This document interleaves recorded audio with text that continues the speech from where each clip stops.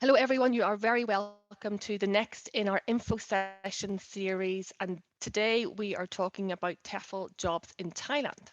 My name is Rosie Mansfield and I'm the Managing Director at Premier TEFL, and I am thrilled today to be joined by James, and he is going to tell us all about teaching English at his schools in Thailand. James, you're very welcome. Thank you for joining us today. That's great. Thanks, Rosie. And thank you very much for everybody who has joined today and everybody who's come to listen and get some more information about working in Thailand. It's super. So James, I have a long list of questions for you today. Some have been sent in by people who couldn't make it to the live session and that they're really keen to know more about the jobs that you have over the next coming months. So I'm going to kick off. I'd love to learn a little bit more about your background because you have been in Thailand for quite a while now. Tell me, what was the first sort of moment in your life where you felt like Thailand was the destination that you wanted to go to? And then tell me, at what point did TEFL come into your life? Okay, great. Well, I was actually traveling around. We're going back, I've been here now, 23 years since January 2000. And I was traveling around and I met somebody who actually ran a language school. And I asked if they took on people like myself, a young sort of person without experience. And I was offered a job and I took the job. And the main thing that I got from that at that stage was the training and development, I think, Rosie, was that other people had spoken to me about jobs and I asked, what do you do? And they said, you get some materials and you just go in the classroom and you teach. And I was, okay, right, well, I'm only young, I'm not that confident. And so the main thing that I got was I got a job as a teacher, and I was trained and I became a teacher in a language school. And then after about 4 years, 5 years, I was the 3 or 4 years, I was the head teacher there. And then I decided to take the next step and set up my own language school with a couple of other people. And we've expanded and contracted a little bit with COVID, but we've been able to offer, or we do offer, a full range of sort of, courses right through from young learners through to business professionals, which I guess is, the training that I received has allowed us to be able to do that and build a team around that. I guess going to work in a language school has been a good experience just because of that, and that's how I got started, really, in the language schools, not in a typical normal school. Amazing. And 23 years is a long time to be based in Thailand. You have 2 campuses in Bangkok. Did you always live there, or had you lived in other parts of the country? No, I arrived in Bangkok and I stayed in Bangkok. And in Bangkok, what you'll find is that Bangkok is actually not such a big, scary city. When I first traveled through Bangkok, when I was just traveling, I found that a lot of people, including myself, thought that Bangkok was perhaps a little bit intimidating and scary, but it's not. It's a fairly small town centre, city centre, and now certainly over the last sort of 15 years, the infrastructure with the transport has really developed. So you can use the trains a lot more. The taxis are metered. There's Grab. It's pretty developed. We also have as you know, we also have a branch in the beach town of Hua Hin, which is where I am now. Actually, I'm actually working down here. As you can see, I'm in the hotel this evening. So I come down here about once a month. And so if you're coming over to work for Insight or for any language school, we are able to offer, certainly Insight, we're able to offer a couple of different experiences, whether that be the city or moving on, transferring over to a beach resort, which is again a busy town, popular with foreigners. It is easy enough to meet people. Brilliant. And I think Hua Hin is not too far away from Bangkok, so it's easy to get back to the hub if you want it. And for anyone who loves the idea of the mountains and the sea, it's a fantastic location too. Um, I was wondering, okay, one of the things that is so exciting for us at Premier TEFL in terms of partnering with you this year as one of our new supported job partners is that you're happy to take on inexperienced and newly qualified teachers. And I think the exciting thing for us about that is that in terms of the package that you offer, you understand that new teachers have a lot to give, but they also have a lot to learn. So tell me about how you guys go about looking after new teachers and what's the sort of onboarding or the induction process that you have for people who are maybe a little bit worried about moving abroad, starting a brand new job and not having too much experience behind them. Yeah, okay. So obviously, if you're moving away from a smaller a European city or a different, not an Asian city, probably there is some apprehension for people coming out. So we pick you up at the airport. We ensure that you have 7 nights in a hotel when you arrive. We give you a full orientation. We provide support with finding accommodation, depending on where you want to live, and we can advise on different areas as well. Is probably whether you want to live near the school or a little bit further out. The further out you live from our main branch in Ceylon is in the city centre, so the cost of apartments in the city centre is a little bit higher than if you're 5 or 6 stops away from the city centre. So we provide support with that. And then when you do come to work, there's obviously the training aspect. And as you say there, Rosie, that inexperienced teachers, they come out of a TEFL, which is fantastic. They do the TEFL program, but they still need that support and training and development, ongoing training and development as they go in to teach different types of students and different programs. And if you're thinking of TEFL, if you aren't already an experienced EFL teacher, you're not. It's really important to consider that you're not in a classroom with 30, 40, 50 children generally. It can be one-on-one, it can be 2 people, it can be a group, a corporate group of 10 or 12 people. And one thing about Thais in general is that they really like having fun in the classroom. So again, you're using a lot of games and activities. It's not as serious as you would think in the classroom.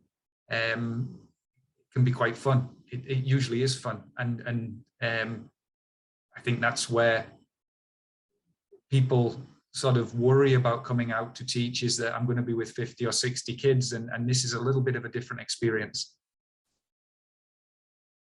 Yeah, and I think this is really good to highlight from the get-go, is that we have those placements with Premier TEFL. We have single semester internship placements in state-run schools in Thailand, where you would be with 30 either young learners or up into the teenage years, and that is a completely different experience to what you're offering, because this language school experience, it's diverse, but it's also a lot more in a way niche and calmer, because you've got sort of 3 core types of learners in your schools. Isn't that right?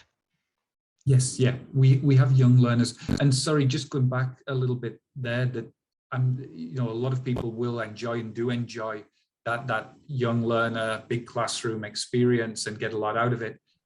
But as a language school, we give a different option there. So it's not that there's one or the other. You can think, well, I might want to be in the classroom. I might want that experience for a semester or a couple of semesters. But for us, as you say, it's a little bit calmer. We have, in terms of the types of people that we work with, we've got the young learners. We've got very young learners from 3 years old upwards at kindergarten. So generally they're in smaller groups. And then we will have people who are doing test preparation. So if you're going to study a bachelor's degree or a master's degree overseas, you need to do a test such as IELTS or TEFL, which is a test, a proficiency test for the universities. And then we have corporate training, where we teach business English, sometimes general English, presentations, meetings, negotiations. And what we'll do is, we appreciate not everybody is going to want to or be good at every single type of class. So we do provide the training for every type of class, but we don't force, or force is the right word, that's probably not the right word. We don't ask people to do things that are not going to really match with their skills. We want to match skills of the teacher, instructor, to the needs of the student. And that's something we work quite hard to do with the training and development, and finding out what the teacher is good at. Super. And I saw that. Yeah, I saw that actually in the chat box already. One of the questions in from Bruce was whether there would be opportunities to teach adults only. So that's great. We've answered his question. Okay. And Roberto, to answer your question about the recording, we will email it out to everybody on our newsletter list early next week. Also, you'll be able to find the link to the recording of this on YouTube. Okay. Now, thinking about sort of who can actually apply to work with you, James. Okay, Thailand is quite strict in terms of the regulations and the restrictions of people who can legally work as an EFL teacher there. And we do cover this quite a bit in our different webinars, but walk us through what type of candidate you're looking for, and what requirements do you have, or essentially the Thai government has, to be able for them to work legally with the correct visa and work permit? So for great question, thank you. For Insight, we are registered with the Ministry of Education, so we can provide work permits to our instructors so that everybody is working legally. The requirements are a bachelor's degree in any subject, and a TEFL certificate, a TEFL certificate and a bachelor's degree. Those two sort of certificates are what are needed in order for us to be able to apply for a work permit for you. Ideally, that we would like to be able to have people who don't necessarily have a degree, because there's lots of people that come through that have lots and lots of really good business and work experience, but they haven't completed a degree. Unfortunately, the requirement from the Thai government is degree holders only. So that's what we need as an organization, and the type of people that we're looking for, people who are not just proficient with the teaching side. It's very much a customer service job as well. You are customer facing, we are helping people. And so one of the things that we look at is, that customer service, friendliness, ability to motivate and to empathize with students. Ultimately, our job is, our perfect student is somebody who doesn't speak English. We are there to teach them English. So, we need somebody who's going to be able to motivate and encourage and be patient and not get frustrated by students who perhaps find it difficult. A lot of people find learning Thai really difficult. And if any of, as if anybody's learned a second or third language, sometimes it can be slow going. So that's what we're really looking for in an instructor, is somebody who's patient. We can, as we say, we can teach you the skills for teaching, and we need people to come along with that patience, ability to motivate, and friendliness. Thank you. In terms of age range, typically in Thailand, teachers between the age of around about sort of 21 to 45 is about the norm. Does that work for you too? Is that the bracket of age that we typically look for? Yes, 21 up, a little bit older, 21 and up, and 45 and up as well. Thai's place a lot on age and experience. And I remember as a younger teacher that, you know, people would look at me and think, okay, that does he really, he's very young. And I'd get that sort of look as if to say, does he really know what he's doing? Even though I probably had 8 or 9 years experience at that time. And so, yeah, we don't, that generally doesn't prove to be an obstacle for teachers. It's just something for people to be aware of. And again, an older teacher is often good, and we like to have a balance of ages in terms of our staff where possible. But absolutely, that's probably, as you say, that's probably the right sort of age range, that 21 to 45, 50 sort of age range. But older's okay. Perfect. As well. I think our oldest teacher, who's been with us now for 14 years, I guess, Franz, he's about 65, 67, I think, 67. So super, that's super. And we do get a few questions from people who have finished their first career or their second or third, and they're at a stage where they don't want to retire and they want to reinvest all the knowledge that they have by doing something else. So it's great that there are openings in your school, particularly where the age and experience is respected, and that people can actually find meaningful work. It's brilliant. Now, James, yeah, go ahead. Sorry, and yeah, absolutely. And like you say, somebody who's embarking on a second career, they bring lots and lots of experience. And that's often fantastic. They've got a lot of life experience as well, and they understand people a little bit better sometimes. True, so true. So I wanted to ask you if you could walk me through maybe a week in the life of somebody who's teaching with you, because when we're talking to people about teaching abroad, and we talk about a weekly schedule, we talk about teaching hours, but then we also talk to people about preparation, and so it's good for people to know what is going to be asked of teachers in terms of how their work actually looks like for the whole week. So maybe you could talk me through a little bit like that. Okay, yeah, absolutely. You have an insight anyway. Let me start with that first. An insight that we have private students and we have group students and we have corporate groups as well. And the private students are able to book and cancel the day before the class. So on a typical day, you will receive a schedule the day before and you'll receive a schedule at about 5 o'clock for the following day. If you already have fixed classes, they will automatically be there, so you will know exactly what you have from week to week. But then there will be private classes, and so they may cancel, they may add in extra classes onto the schedule.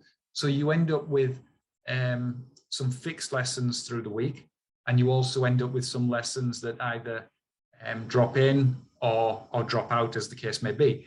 But on a typical day, you're looking at teaching maybe 5 to 6 different students or different types of students. So you could, in the morning, for example, from 10 o'clock to 11:30, you could be teaching a private student. 11:30 to 1 o'clock, you could be teaching a group. And then in the evening again, from 4 o'clock until say 7:45, you could have somebody who's just finished school, finished university for an hour and a half, and then somebody who's just finished work for another hour and a half. And that would be kind of a typical day. The amount of preparation that goes in for a class, we use off-the-shelf materials 99% of the time. So you do have to prepare, because you have to look at what you're going to be teaching. You have to look at what you're going to say, the methodology, how you're going to sort of present your class. But you're not having to draw up your own lesson plans. You're not having to create content. And that is when it becomes really demanding if you're creating your own content. So because for every hour you're teaching, you would be spending an hour or maybe more initially prepping. Whereas with a language school, you're not spending that hour prepping, you're spending maybe 10 or 15 minutes prepping, And that will, once you've taught the same thing 3 or 4, 5, 10 times, then you'll find that you already have that lesson prepped in your mind almost, and you're just jotting down some notes, sequencing what you're going to be doing through the class. So I think that we've got there, you know, doing 6 to 8, 6 hours a day of instruction isn't as demanding as maybe it sounds. That's the way I would that's what I like to get across. And that often you will do 2 or 3 hours in the morning and then 2 or 3 hours later in the afternoon. So it suits people who like the idea of a little bit of a split shift. It's important to remember we are a language school, so we do teach people who, when they finish work, they need to come to us after that because they don't have the time during the day. But so evening work is kind of par for the course. It's kind of expected. I think that can't be underestimated in terms of what you're saying there about the off-the-shelf material, because preparation time for some jobs who don't provide a set curriculum could go up as far as 15-20 hours per week. And so for anybody who is working for you, James, to have that structure and that formulaic approach to the teaching, it really means that there's a lot of the week that they can grab back for themselves and for their own lifestyle. And it does mean that, you know, you're not constantly racking your brain to try and think of new materials to be teaching. That's a wonderful aspect of this job. And also that's so supportive for new teachers, because they are the ones, as we know, that have to spend the most time trying to get their portfolio of lessons together. And, you know, it's harder. It's just simply harder when you're new at this. One other thing there is that teachers don't need to be in the school when they are not teaching, so that the teachers can go home, and that's why the advantage of living near the school is one of the advantages. You can pop home for your lunch often. You know, you've got 2 or 3 hours. You can go home, go to the gym, do whatever you want to do in that sort of downtime between your classes. And it's really one of the key benefits a lot of people like. There's definitely a lot of work-life balance in this role, because, as you say, you know, you might be teaching for 5 to 6 hours during the day, but that would be spread out during the day. If you're living in a suburb of Bangkok, there's a lot of things to do, you know, whether it's part of your social life, your hobbies. You can be fitting all this in during the daytime, so that you really have this balance. And we know that teaching is intensive, and if you were going into a typical high school or a primary school, and you were there from 7:30 to 4:30, which would be a typical day there, and you're teaching class by class by class, that can be so tiring. And, you know, you're doing that Monday to Friday. Yes, you have your weekends off, but the intensity of the week can't be underestimated. So I think that the thing that's coming across in this session about your job is that it's a full-time role, but it is full-time in the sense that you're getting a really great salary, and we'll move on to that in a minute. You're getting great salary, but your lessons are peppered through the day, and that there's enough time in between that you can fit in the gym or the yoga, or, you know, nip home for lunch, so, or meet friends for a coffee. And so there's a lot of freedom within that. Yeah, absolutely. And then the work environment that we have, it's obviously it's air-conditioned work environment. You're not in a hot outside, you know, you're not outside in the heat. You're in a nice, cool, air-conditioned environment. And then just circling back, so typically maybe the corporate lessons might be in the evening time. And so if I was working for you, I might go to my school campus and do either my young learners or do my exam English teaching there. I might get to go home for lunch, nip to the gym. I might do a little bit of shopping or something. And then if I've got corporate lessons in the evening, I can log on from home and teach those online there. Yeah, yes, sorry, that's something I didn't mention, because of the world, as we know, has changed quite a bit, and now 60% of our classes are currently online.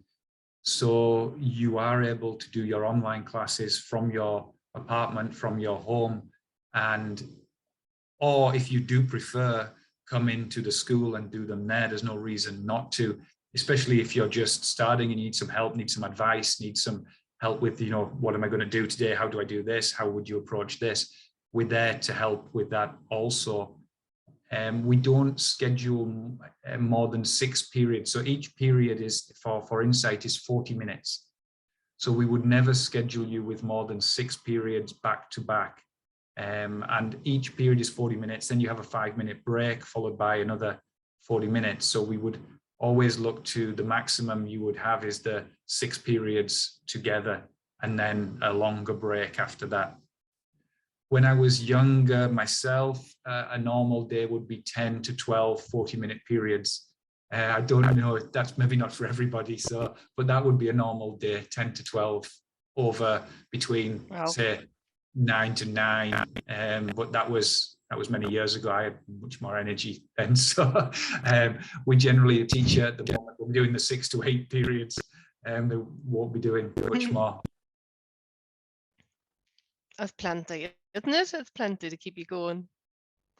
Okay, James, I think we should move on to the salary and the package, because we've talked a lot about what type of employer you are and what life would be like as a teacher at your school. Could you run us through the salary package? And you've already mentioned that all new teachers on arrival, you pick them up from the airport, which is so it's so comforting when you arrive somewhere new, particularly Bangkok airport, it's so big, but to come out through arrivals and you would see you there with the plaque and my name on it, that's a fierce comfort. And then the week to stay in the hotel allows you to get over your jet lag, lets you sort of get a little bit of orientation, and there's not that sort of immediate fear, oh my gosh, I've got to find somewhere to live instantly. So tell us about the salary, the benefits, and then also talk a little bit about the help for getting an apartment.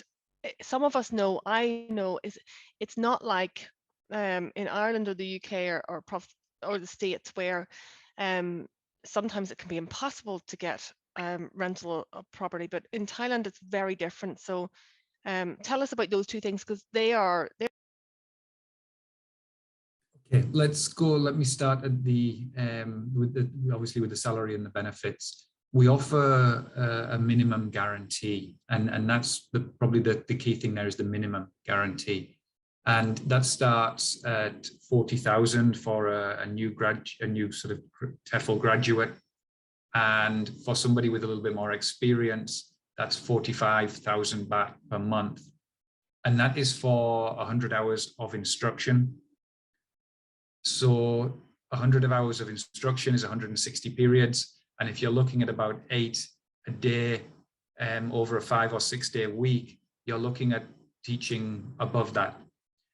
Also, that if you're going out to teach at a corporate or you're teaching at a kindergarten, you're paid at you're paid at a higher rate. And we incorporate that into the contract. So you'll also be, if you have to travel to a corporate client, for example, a customer's office, that if it takes 40 minutes to travel there, that is then deducted from your number of hours. So your 100 hours, some of that could be travel time to a client, not just teaching. And sometimes it could be some prep time, it could be some training, all of that would be wrapped up into your 100 hours. So it may not actually be 100 hours of direct teaching.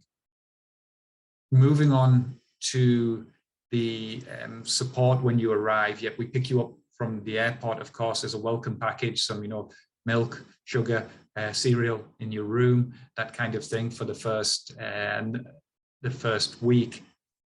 It is a hotel, it's not an apartment, and it's walking distance from the school, so you can walk, so there's no need to be worrying about public transport and jumping on trains at that stage. We'll show you if you really are new to traveling or Asia, we can show you how to do that, no problem. The apartments,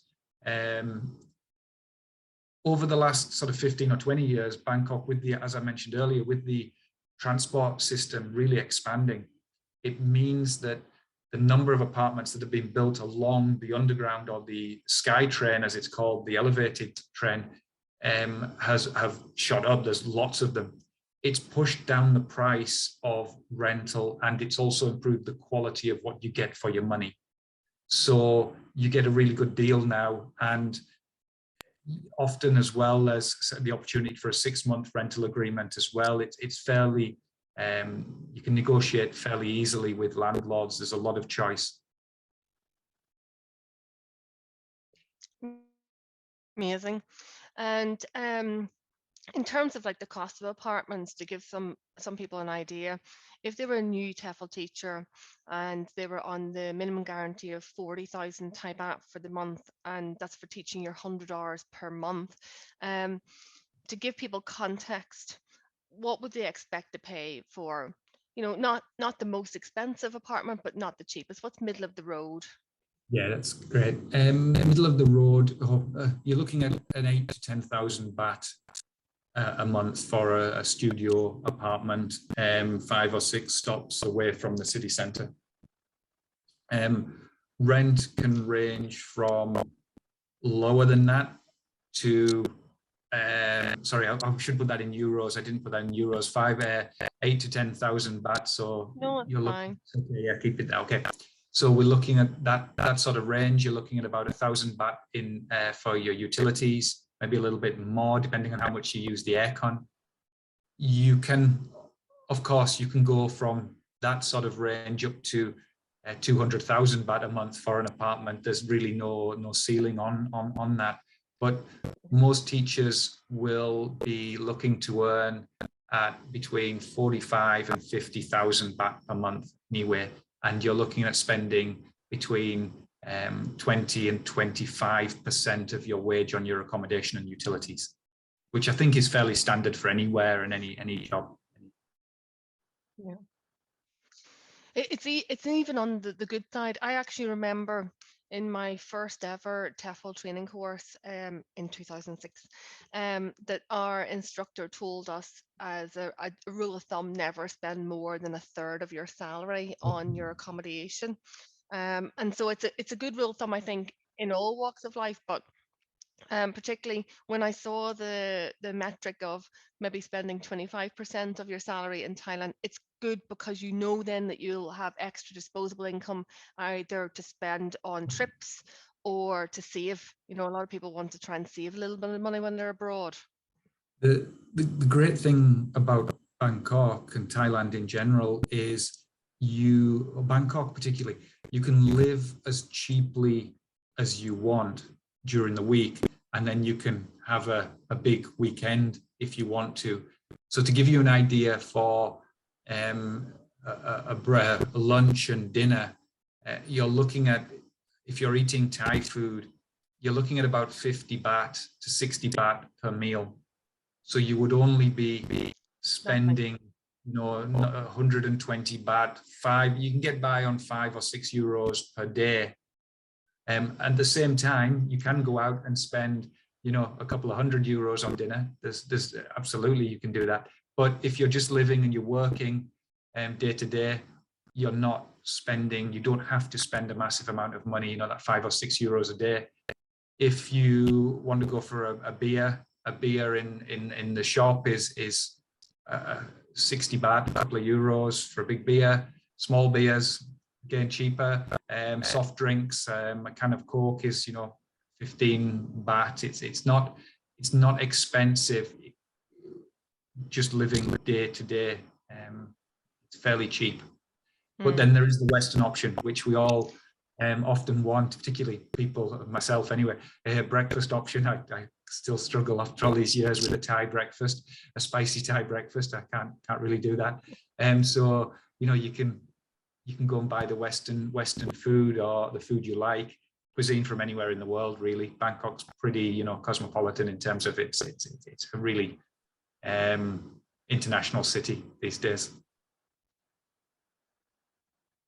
It's fabulous. You're making me hungry just thinking about it. We have some questions in the chat box So I will have a flick through here, James, and just call a few out. Okay, I might know the answer myself.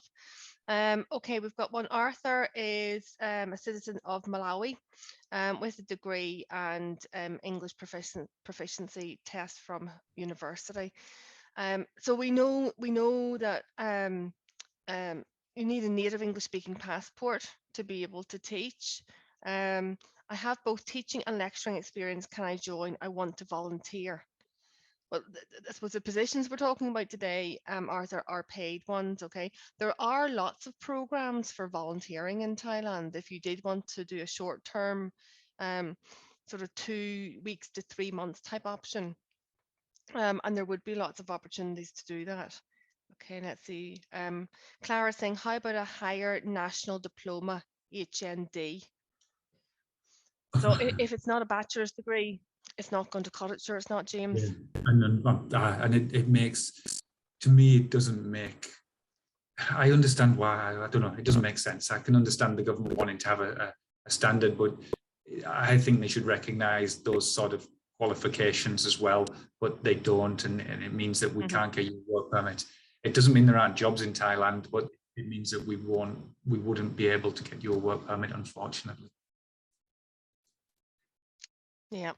And I think, look, you know, there's grey areas that often people move in, but strictly speaking, it wouldn't be legal to work without having a bachelor's degree, and that would typically need to be legalised, and that then would be used to obtain the work permit. Suzanne Exactly. says, "Is there space for my is there space for my family to come?" So James, you could take that question. Absolutely, yes. There's no reason why not. I mean, it depends on if you have, you know, I obviously, sorry, who asked the question there, Rosie? Was it?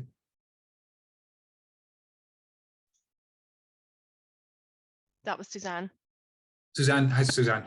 Yeah, absolutely, no problem. But in terms of schooling, if you've got children, it depends how you would make it work. But you know, we do have teachers with families here, or with, you know, foreign partners as well that have come with them. So yeah, it is possible. Absolutely, it depends on your individual circumstances, whether or not it was the right fit for you, of course. But that's something we could look at and talk about. Yeah, and we also have a blog on our website about can I travel with my family? Can I take my kids abroad? And I think one of the main considerations is to look at your salary as a TEFL teacher is usually, unless you're in maybe the Middle Eastern countries, it's usually enough to support you with some leftovers. And so it's looking at the whole family unit and saying, are you going to be the only breadwinner, or is there other money coming in from another source, perhaps a remote or a digital nomad employee, or somebody looking to work locally, to increase your family's income to support all of the things that you would need to run your home. Another question in there from Addie, and I'm going to give this one to you, James, okay? Which classes are online? Are only corporate classes online, and are elementary classes in person? Or can they also be online? And is there a difference between public and private schools? Great, good question. Thank you. Okay, at the moment, all types of classes are online, from kids classes through to corporate classes. It's just that some people prefer now to be back in the classroom. So we offer a choice to students, whether they want to go online or come into the classroom. And something I forgot to mention earlier is that when a student comes into the school, they're assessed by a senior teacher, and we place them into a level, into a program. So as a new teacher, you're not worried about them having to decide what level, what material. That is decided for you. And so you are then told and prepped, okay, they've been assessed at an elementary level, they'll join this program, and that's the material, that's what they will follow. But yeah, everybody is online, and it is more challenging, I think, teaching elementary students online. And sometimes it's a little bit challenging teaching corporate groups online. Not everybody has the camera on, everybody has the microphone on. So yeah, but everybody is online or has the option to come into the classroom. A couple more questions coming in now as we kind of round to the end of our session today, and I just have one more question for you as well. So Hector saying, hi there, I'm here with a BA in linguistics, so Bachelor's of Linguistics. Is it a requirement to be a native English speaker? It is a requirement to be native fluent. So no, if you have a bachelor degree in linguistics and you have a TEFL, you may be required to take a TOEIC test and score. It's not that high, it's just above 750 in TOEIC, I believe. But from our point of view, we would be looking at somebody who is native fluent, not necessarily a native speaker, although that is of course preferred, but native fluent they use the CEFR, the European Framework for Languages, and we're looking at somebody who is what would be a C2 in terms of the level of their English, which is effectively a native speaker. Okay, Hector says thank you for that. Okay, and Tara is saying, can you clarify once more about the scheduling of teaching periods? Did you say that extra hours could be added as late as the evening before? So, you know, on a Wednesday, you'd be told that you'd have extra classes on a Thursday. Or will there be more advanced notice or flexibility in choosing the number of hours and the routine? Great. Okay, good question. Sorry, I wasn't clear earlier on that. Generally, students can book up until 5 o'clock and cancel up until 5 o'clock the day before. You usually, because you're teaching students regularly, students will usually give you a heads up of what their plans are. So you generally know what they are doing in advance anyway. So say you're teaching a student on a Tuesday and a Thursday, you teach them on the Tuesday, see you on Thursday, no, you won't see me on Thursday, I need to cancel. And so you do have an idea. With corporate groups, they don't really cancel. And with our fixed groups, they don't have the option to cancel. It's only the private students. It does mean, yep, it means that sometimes you'll find extra classes on your line, on your schedule, but you may also find that you get a break, and if you've been busy, sometimes that's well needed and well appreciated by instructors. There isn't really, we generally ask for an availability, and then we work with you to fill that availability over the course of a month so that you have regular work and that you have some fixed students, fixed groups, fixed lessons. Great, James, and I am conscious of time, so I have got one more question for you, and then I will tell people how they can apply if they'd like to move forward. Tell us, now I know you're expanding, okay, and you're ramping back up your teaching staff. You need somebody quite soon, okay, so you are looking to fill a position with a relatively immediate start date. But tell us, just generally, we won't hold you to it, but what do you think the recruitment will look like over the next sort of 6 to 12 months for these positions?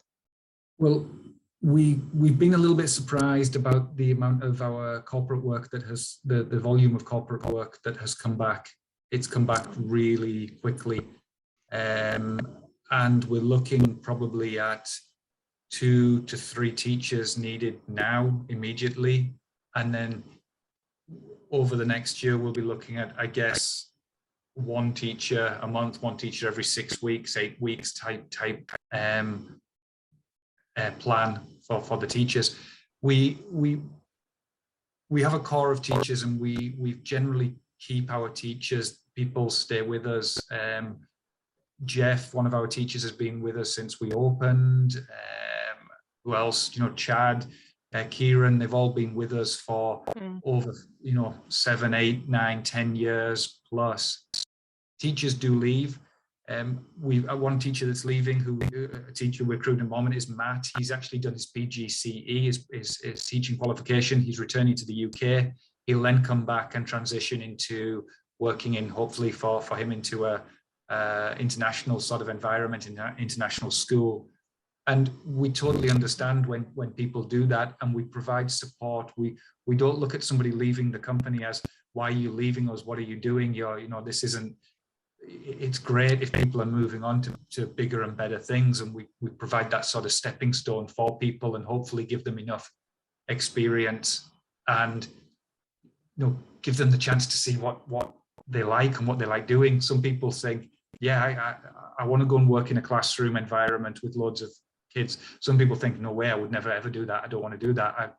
I did it with Insight for a little bit and I didn't enjoy it. So I'm back to teaching business one-on-one, and find that sort of lesson more rewarding. So that's what we can do. That's what I'd say in terms of coming to work for Insight. We will provide support through your time with us. Super. And in the world of TEFL, I mean, it's a contract-based industry. It's not typically somewhere where you find people staying for up to a decade with one school. And so, that's what is part of what makes you special. And it's a big part of why we're so excited to be working with you from this year and moving forward for many years to come. So let me just tell people, if they're interested in applying to work with James and James's schools, you can go to the Premier TEFL website. Under the jobs tab, you will see where it says supported Thailand job. If you are already TEFL qualified, select that option, go through our checkout, our registration process, and you will be emailed the link to apply for this job. If you're not yet TEFL certified and you want to apply and include tailored TEFL training for this job, which will include the 120-hour course, plus the 3 specialisms of what James's schools teach, which is kindergarten. So you'll have a 30-hour micro credential in teaching young learners. There will be IELTS coaching, and then there will also be business English coaching too. So that would amount to about 210 hours of TEFL training. The minimum you'd need to get going would be to complete your 120, and the rest can be completed over time. So again, you can select that option to include the tailor-made TEFL training, and then go through the checkout and bundle the two together. So James, all that's left for me to do now is to thank you for taking some time from your hotel stay in Hua Hin to join us today and to share with everybody in the Zoom room and beyond, as we share the recording, of what it's like to work for you at Insight in Thailand. And we hope to be able to send you lots more teachers very soon. Thank you, James. Thank you very much. Thanks everybody as well for joining this evening. Thank you.